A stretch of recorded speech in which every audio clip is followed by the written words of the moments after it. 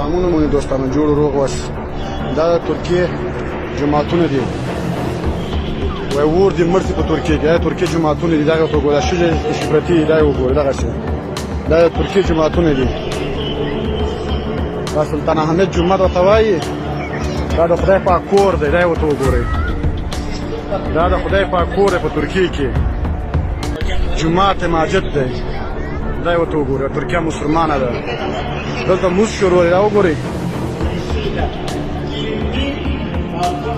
دلته موس شروع دی موس کې خلک